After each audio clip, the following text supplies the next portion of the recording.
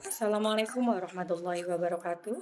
Perkenalkan, saya Kiki Zakiah, Guru Bahasa Indonesia SMP Negeri 1 Tengah Tani, perwakilan mengikuti Lomba Guru Berprestasi tingkat Kabupaten Cirebon dengan judul Penerapan Metode Pembelajaran Berbasis Proyek melalui aplikasi media Canva pada pembelajaran menulis teks iklan, slogan, dan poster.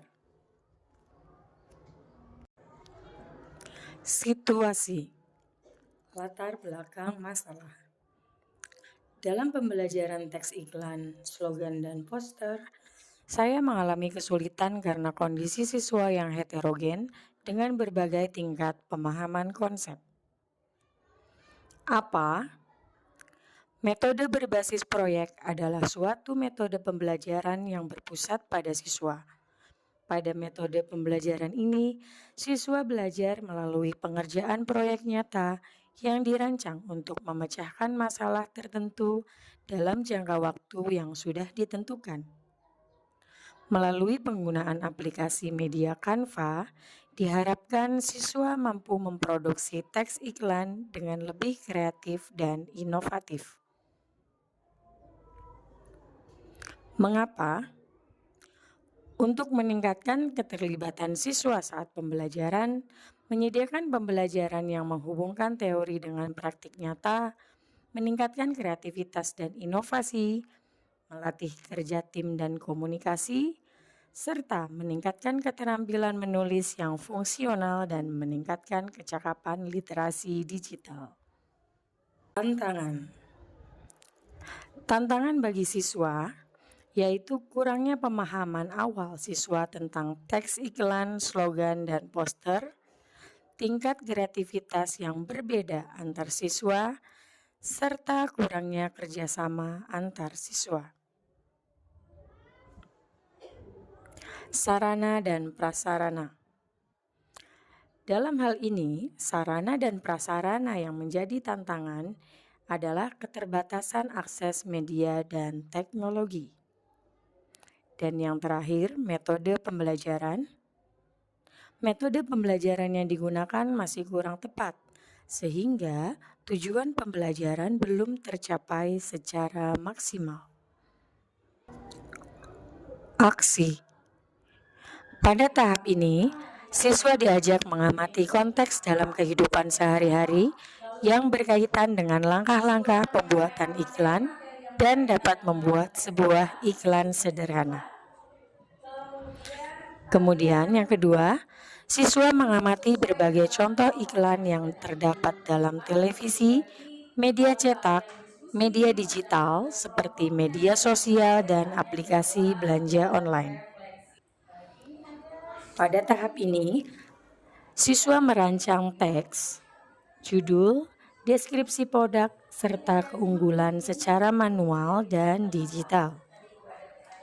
Guru memberikan umpan balik langsung kepada siswa terkait aspek kebahasaan, meliputi pilihan kata persuasif, komunikatif, dan penggunaan bahasa yang tepat. Kemudian, siswa mengamati berbagai contoh iklan yang terdapat dalam televisi, media cetak, media digital, seperti media sosial dan aplikasi belanja online.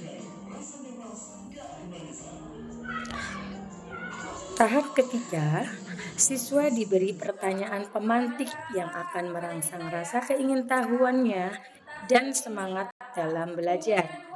Misalnya, menurutmu iklan tersebut ditujukan kepada siapa? Apakah iklan tersebut sesuai dengan konsumen yang dituju? Apakah ada kata slogan dalam iklan yang kalian lihat? Jika ada, sebutkan contohnya.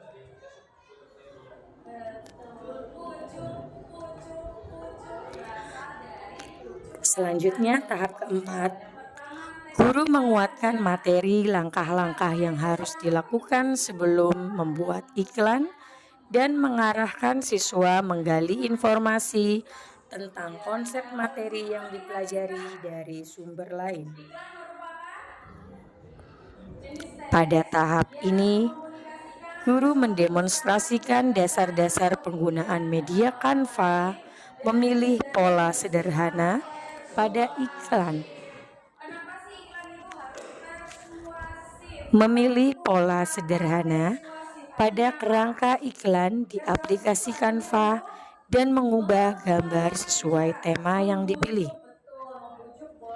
Selanjutnya, siswa mengeksplorasi fitur-fitur Canva yang dapat mendukung visualisasi iklan mereka.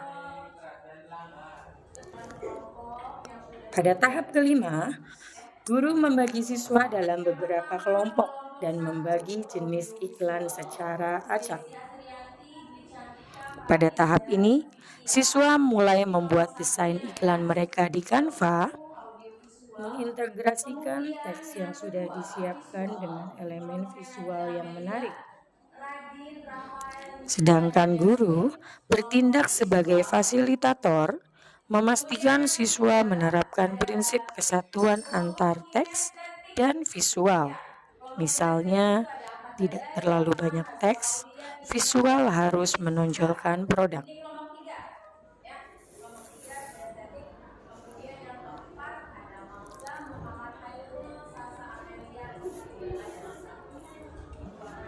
Pada tahap ini, guru membagi siswa berdasarkan kelompoknya masing-masing. Pada tahap kelompok audiovisual, siswa menyusun teks iklan dengan fokus pada unsur kebahasaan, kreativitas audiovisual, dan penggunaan slogan melalui media aplikasi Canva. Kelompok kedua yaitu visual. Siswa menyusun teks iklan dengan fokus pada kreativitas visual dan unsur kebahasaan melalui media kertas karton dan pensil warna.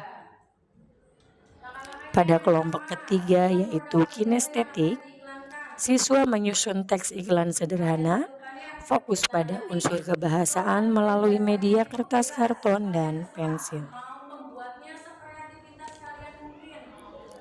Pada tahap aksi yang keenam, siswa dalam kelompok membuat draft atau rancangan iklan melalui media Canva.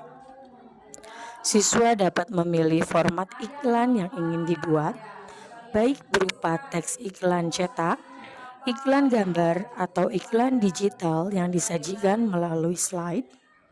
Kemudian siswa juga bisa memilih topik iklan yang mereka minati, seperti produk teknologi, makanan, atau layanan jasa.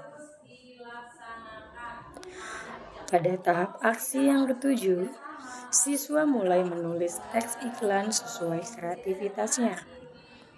Guru mendampingi siswa yang membutuhkan bantuan lebih banyak dalam memilih diksi slogan dan menyusun kalimat.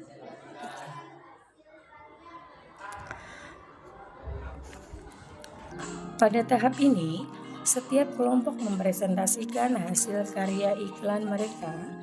Kelompok lain bertindak sebagai konsumen atau klien dan memberikan masukan mengenai tingkat kekomunikatifan dan daya tarik iklan tersebut.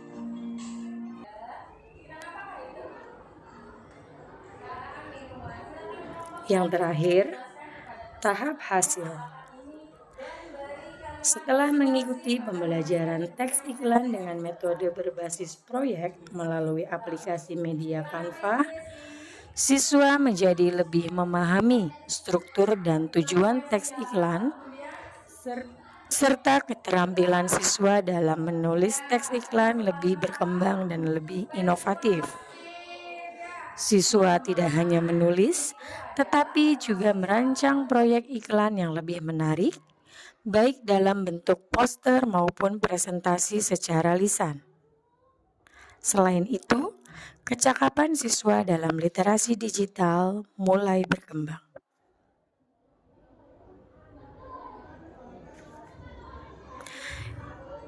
Demikian presentasi dari saya. Terima kasih.